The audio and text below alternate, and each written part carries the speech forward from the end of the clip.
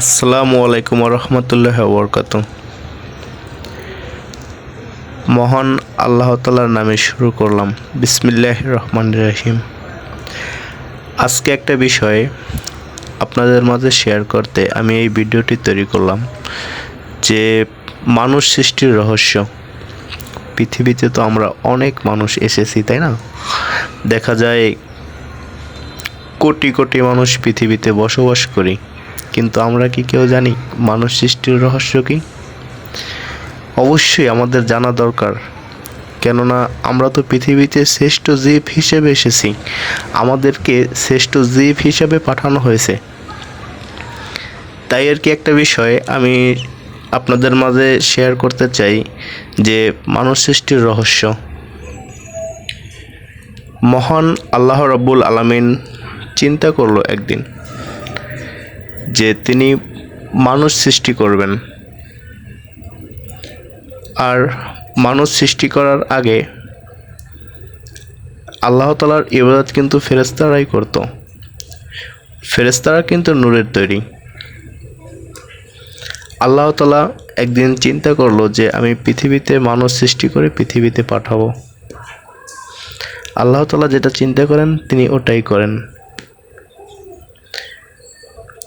তিনি ফেরেশতাকুলদের ডেকে বললেন যে আমি পৃথিবীতে মানুষ সৃষ্টি করতে চাই, তোমাদের কি মতামত? তখন অনেক ফেরেশতারা বলে উঠল যে আল্লাহ, আমরাই তো আপনার ইবাদত করি, তাহলে কেন আপনি শুধু শুধু এই মানুষ সৃষ্টি করে হাঙ্গামা তৈরি করাবেন?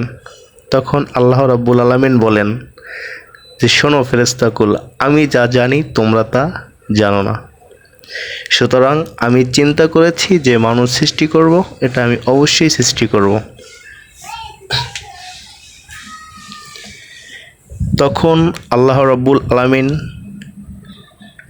মাটি দিয়ে আদম আলাইহিস সালামকে সৃষ্টি করলেন, মানে তৈরি করলেন। তৈরি করার পরে আদম আলাইহিস সালামকে সকল জ্ঞান, বিবেচনা এবং সব কিছুই আল্লাহ তাআলা দান করলেন,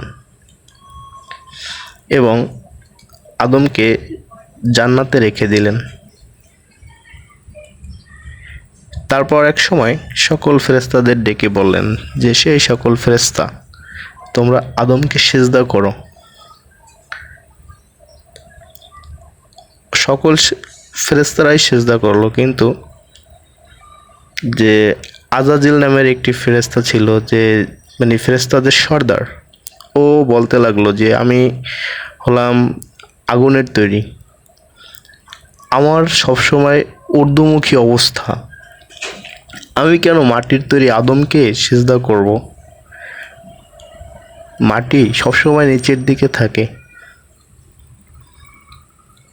হে আল্লাহ, আমি এটা পারবো না, এটা আমার দ্বারা সম্ভব না, কেননা আমি সবসময় উপরের দিকে থাকি, আমি কেন আদমকে সিজদা করব? তখন আল্লাহ রাব্বুল আলামিন বলছে যে এই তুই শয়তানে পরিণত হয়েছিস, তুই অহংকার করছস, তুই আমার হুকুম অমান্য করছো, তাই তোকে শয়তান নামে পরিণত করে দিলাম। এবং আদম আলাইহিস সালামকে জান্নাতে বসবাস করার জন্য সকল প্রকার সুযোগ সুবিধা দিয়ে থাকলেন। একা একা আদম আলাইহিস সালাম অনেক দিন বসবাস করতে লাগলেন, কিন্তু সঙ্গীবিহীন আদম খুবই অস্থিরতা বোধ করলেন। তখন আল্লাহ রাব্বুল আলামিন হাওয়া আলাইহিস সালামকে সৃষ্টি করলেন আদম আলাইহিস সালামের সঙ্গী হিসেবে, যে দুইজনের স্বামী স্ত্রীর ভূমিকায় থাকবে জান্নাতের মধ্যে। কি একটা মহরম বা কি একটা মনোরম অবস্থা, তাই না? যে আদম হাওয়া জান্নাতে সুখে শান্তিতে বসবাস করতে লাগলেন, আর ওইদিকে ইবলিস মানে শয়তান খুবই দুঃখ কষ্টে জীবনযাপন করতে লাগলেন। আর একটা বিষয়, যে বিষয়টা না বলার নয়, মহান আল্লাহ রাব্বুল আলামিন যখন আদম হাওয়াকে জান্নাতে বসবাস করতে বললেন, তখন তিনি বলছেন যে এই যে আদম দেখো, এই একটা গাছ, এই গাছের ফল তোমরা কেউ কখনো খাওয়া না, কোনোভাবেই। এটা সম্পূর্ণভাবে নিষেধ করা হয়েছে যে তোমরা এই গাছের ফল কোনোভাবেই খাওয়া না। এটা হচ্ছে গন্ধম ফল। আদম এবং হাওয়া জান্নাতে খুবই সুখে শান্তিতে বসবাস করতে লাগলেন। আর ওইদিকে ইবলিস মানে শয়তান, ও খুব দুঃখ কষ্টের ভিতরে ছিল যে কিভাবে আদম এবং হাওয়াকে পথভ্রষ্ট করে জান্নাত থেকে বের করার ওর যত রকম ফন্দি ও ওইগুলো পালন করতে লাগলো। আসলে মূল বিষয় হয়েছে যে আল্লাহ তাআলা তো মানুষ জাতিকে পৃথিবীতে পাঠাবেন, আর ওইদিকে শয়তানকে মানে শয়তান চেয়েছে যে মানুষকে সে সর্বশ্রেষ্ঠ যত দাগা আছে মানে যত প্রকার ফন্দি ফিটিং করে মানুষকে পথভ্রষ্ট করবে। এটা হচ্ছে শয়তানের প্রতিজ্ঞা।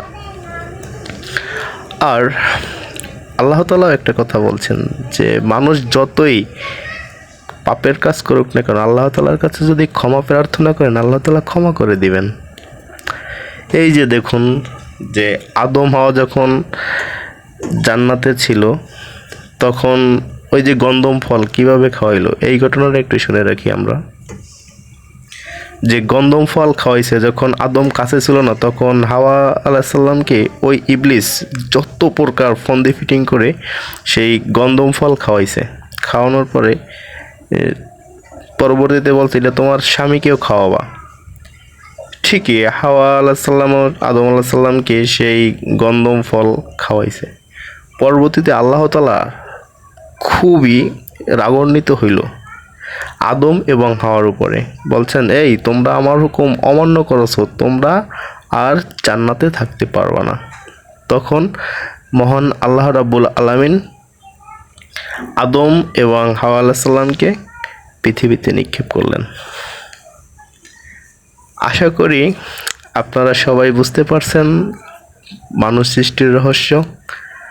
আর আরও যদি এরকম ইসলামিক কোনো ঘটনা আপনারা জানতে চান অবশ্যই আমাকে কমেন্ট করে জানাবেন, আমি যথাসাধ্য চেষ্টা করব আপনাদের জানানোর জন্য। আর যদি কোনো ভুল ত্রুটি হয়ে থাকে আপনারা অবশ্যই কমেন্টে লিখে দেবেন, কিন্তু কেউ কোনো বাজে কমেন্ট করবেন না, কেননা মানুষ মাত্র ভুল করে। আমাদের আদি পিতা হযরত আদম আলাইহিস সালামও তো ভুল করছেন, তাই তো তিনি পৃথিবীতে আসছেন, তাই না? তাই আর কি আমরা সবাই চেষ্টা করব যেন কেউ কোনো খারাপ কমেন্ট না করি। আর